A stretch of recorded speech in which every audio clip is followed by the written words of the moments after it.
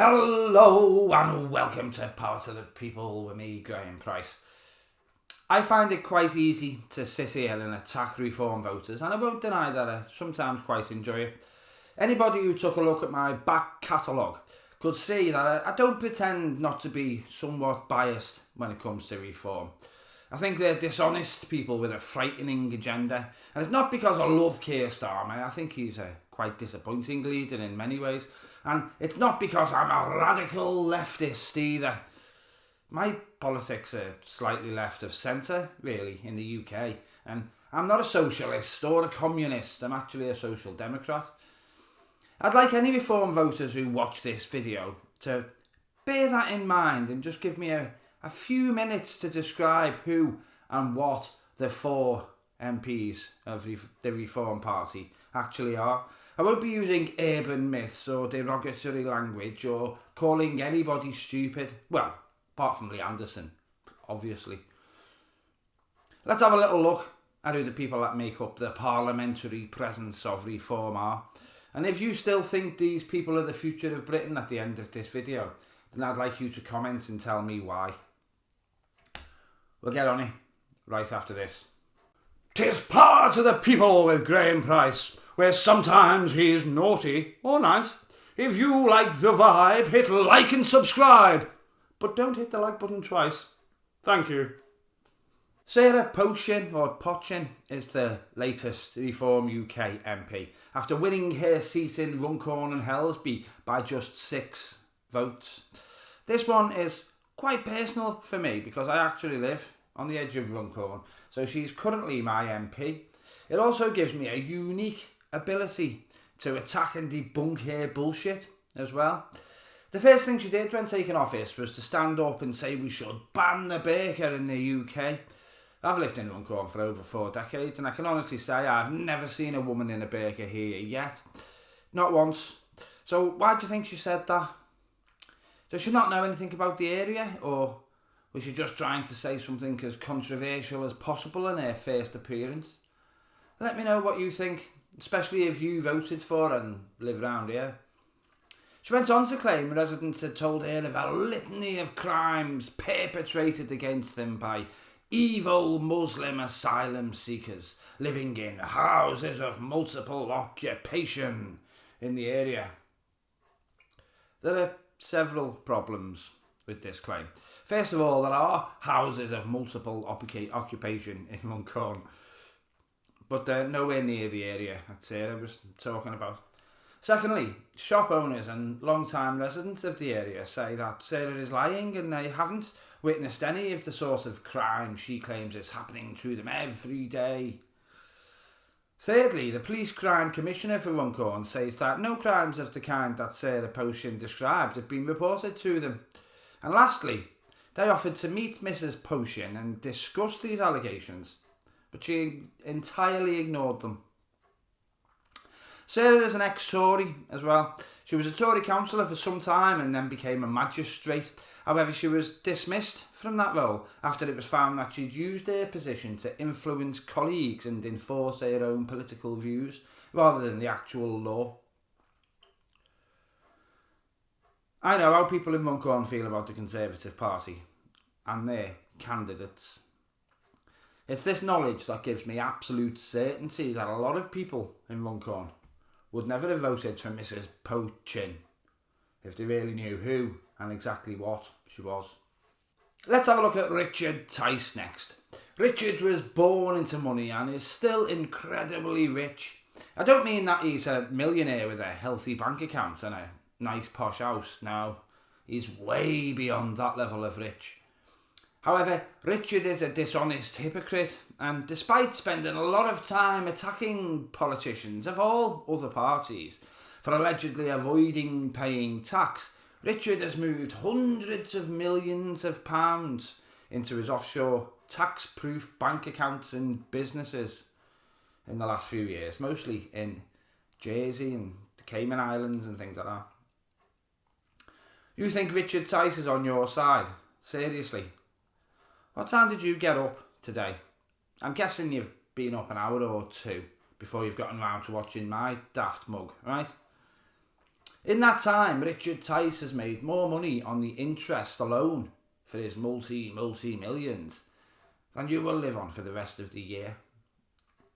His companies have made 5 times the amount of money that you will live on for the next 5 years in the last 24 hours.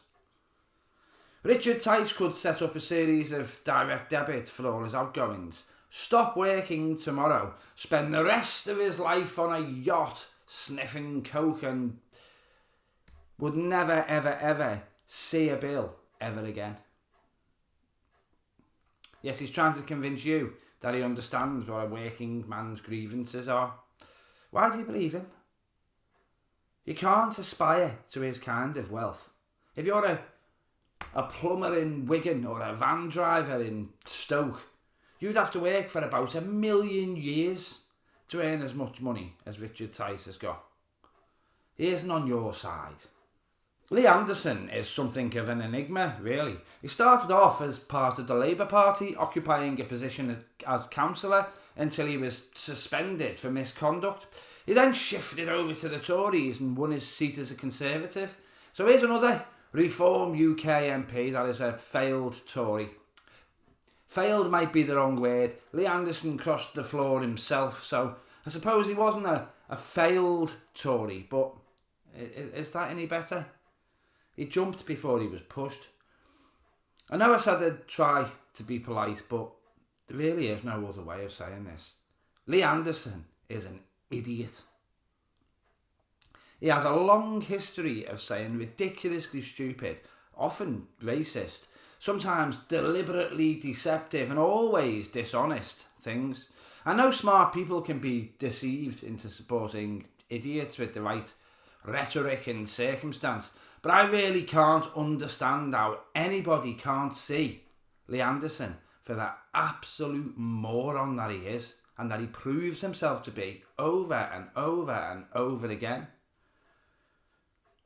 I'll stop there because I did say I tried to keep it polite, but seriously, if you're a big fan of Lee Anderson, then please comment and tell me why. I don't understand how anybody could look at him and see a man worth voting for.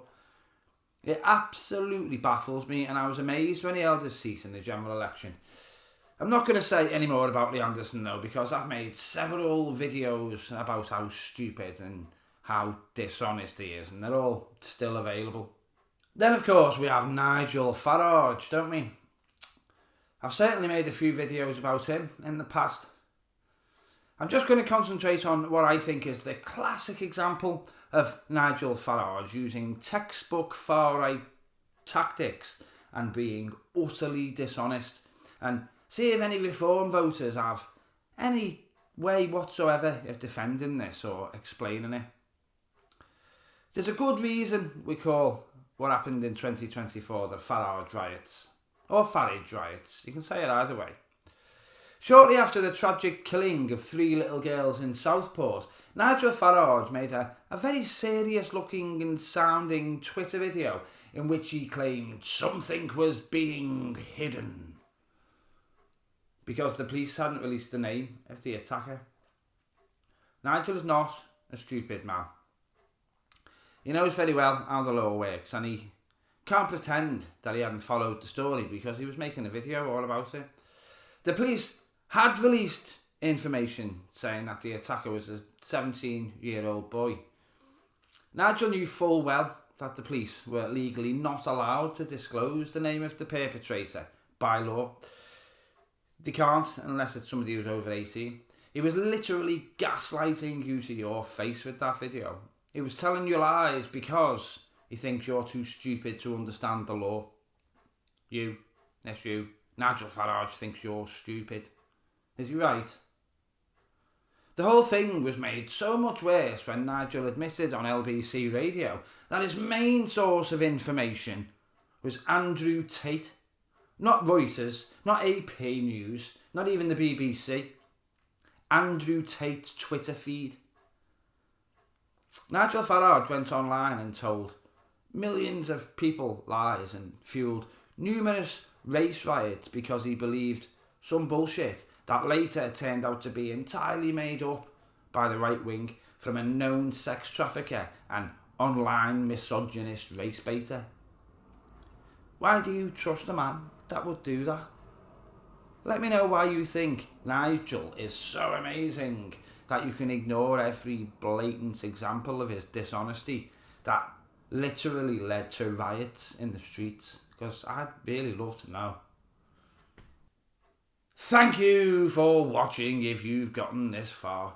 It can't be denied that Reform are doing well in the polls at the moment, whatever the reasoning.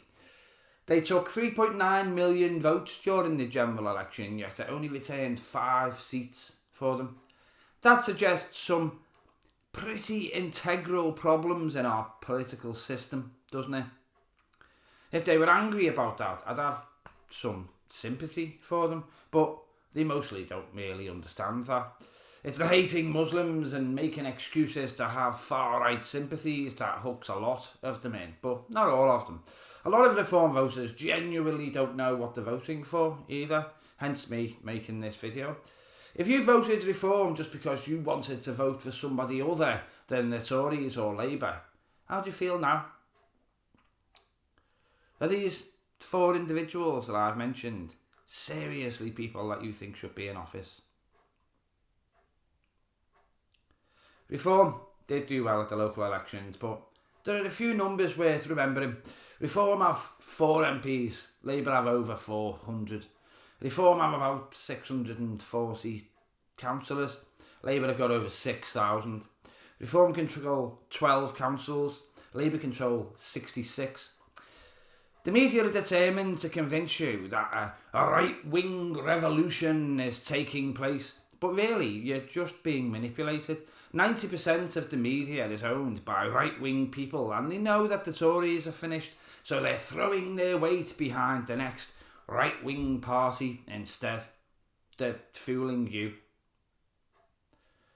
Anyway, I doubt any Reform voters will take me up on this, but if you'd like to help my battle against bullshit, the links to PayPal, Patreon and the Buy Me a Coffee page are being fooled by fuckwits on Twitter in the description box, and the join button for memberships is, as always, below.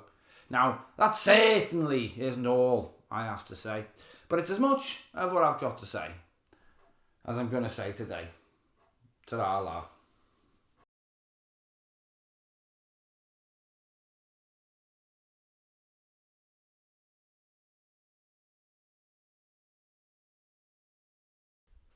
Let's have a very quick look at Richard Tice next. Dick Lice was born into money and is incredible. I can't do that, can I?